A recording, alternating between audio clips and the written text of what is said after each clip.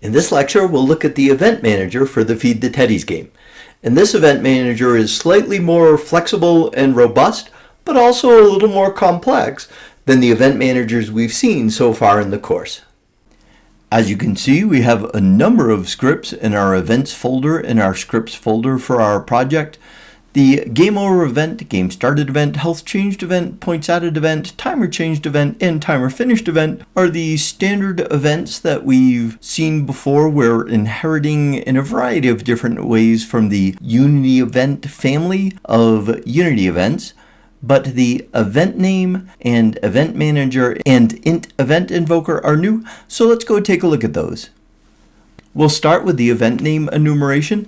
This is an enumeration of the 5 different event names that we're going to use within the event manager to connect invokers and listeners. We haven't included the timer finished event here because we're not linking invokers and listeners together through the event manager for the timer finished event. So these are the other 5 events that we use in our game. Our int event invoker class extends mono behavior so that we have a dictionary of Unity events that a class that inherits from int event invoker can invoke. The big idea is we have a number of classes within our game that invoke one or more events that are a Unity event with one int parameter. So we create this class as a parent class so that all those other classes can just share this behavior, and because of polymorphism, we can just have references to int event invokers within our event manager, and whatever class is a child class of this class can be included in the structures in the event manager that we'll look at soon.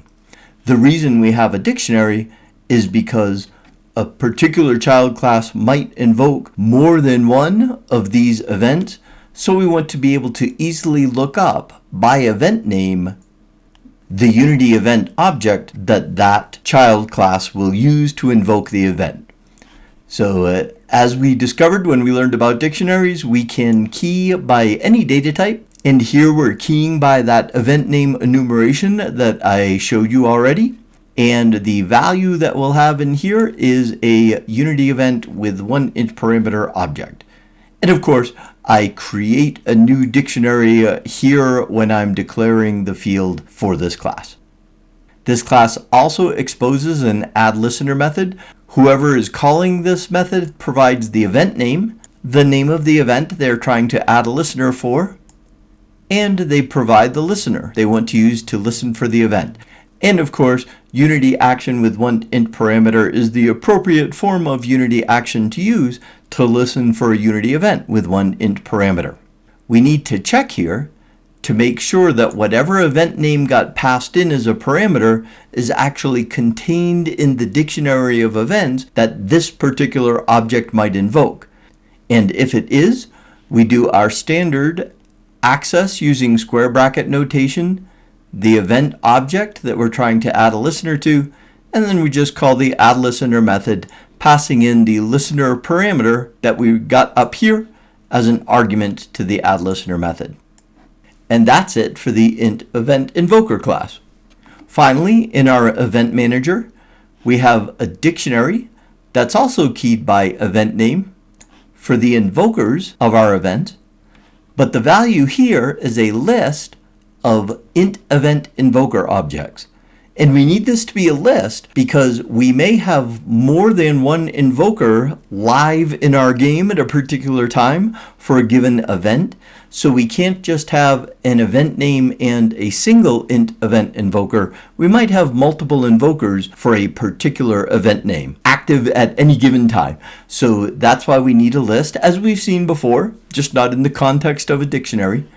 And this will let us look up the list of invokers for a particular event name when we need to.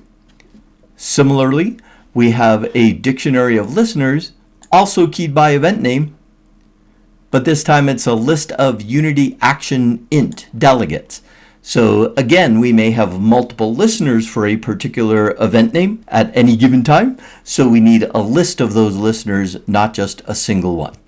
And the nice thing about using a dictionary here is we only need 2 fields, even though we're going to connect invokers and listeners for 5 different events. And that's really helpful to us instead of having an invokers field and a listeners field for each of those 5 events, which would be 10 fields instead of these 2 fields.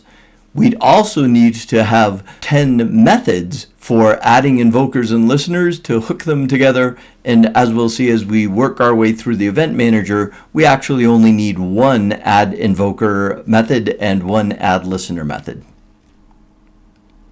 We do have an initialize method, which we haven't needed before in the event manager. And the way this works is it creates empty lists for all the dictionary entries. So this makes sure that we have a list for every event name in the invokers and listeners dictionaries, and that those lists are empty. The reason we need to make sure they're empty is because if we play the game and different objects have registered as invokers and listeners, and then we leave gameplay and come back to the main menu and then go play the game again, we need to start with fresh dictionaries. We can't start with dictionaries with stuff already in them. This may look weird to you in our for each loop, and you can explore this more if you'd like, but the big idea is we're going to iterate over each of the values in our event name enumeration, putting each of those values into name. In the body of this for each loop, we first check to see if the invokers list does not contain the key of the enumeration name that we're currently looking at. Because if we try to create a new list for a key that already exists, we've already seen we get an exception thrown because there's a duplicate key already in the dictionary.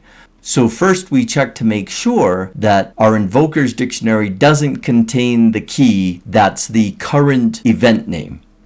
If it doesn't, then we're safe to add a new entry to the dictionary. So we add keyed by name and a brand new empty list of int event invoker objects. And we can also add an empty list of Unity action int delegates to our listeners dictionary, because if the invokers dictionary doesn't contain that key, the listeners dictionary doesn't contain that key either. If, on the other hand, we already do have an entry in the dictionary with the name we're currently processing, we just clear the lists for the invokers and listeners. So after we've completed this for each loop, we know that the invokers dictionary and the listeners dictionary has an entry for each of those 5 names in the enumeration, and the list for each of those entries, the value for each of those entries, is an empty list of the appropriate data type. Now down to some more familiar stuff, adding an invoker, although we do include the event name as well as the invoker we're trying to add.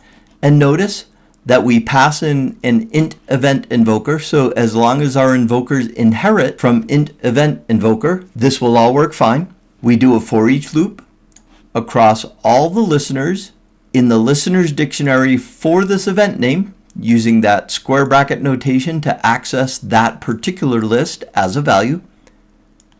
So each listener we process one at a time, and we just add that listener to the invoker using the add listener method that's implemented in the int event invoker class. Remember, we pass in both an event name and the listener delegate. After we've added those listeners, all the listeners that have been hanging around waiting to be added to an invoker, we also add the invoker to the dictionary for the provided event name. Add listeners does something similar. We pass in the event name and the delegate we want to add as a listener. And then we go through all the invokers in the dictionary of invokers for this particular event name. So remember, this will retrieve a list of int event invoker objects for this particular event name. And then we grab each of those invokers one at a time through the for each loop and add the given listener to that invoker. And then finally, when we're done hooking up all those existing invokers to this new listener, we add the listener to the dictionary in the appropriate list. The last thing we do in the event manager is we have a new method called remove invoker, where we pass in the event name and the invoker, and we remove the invoker from the dictionary. And this is an efficiency thing. Over time, our invokers will get destroyed as we play the game, and we don't need to keep them hanging around in the dictionary of invokers after they've been removed from the game. So this is a good way to clean up when we're destroying an invoker. We remove the invoker from the dictionary so that we don't have sort of dead invokers hanging around in our dictionary. And those are the core ideas behind the event system in the Feed the Teddies game. To recap, in this lecture we explored the implementation of the Event Manager in the Feed the Teddies game. We saw how we can use a dictionary in an Event Manager, though of course we'll use dictionaries in lots of other places in our game development as well. And this Event Manager is really one step away from a commercial quality Event Manager. The one step would be to add support for different invoker and listener data types. So instead of just an int event invoker, we might have a float event invoker and other kinds of invokers and listeners. And that's exactly what I'm doing in my Balloons Extreme game.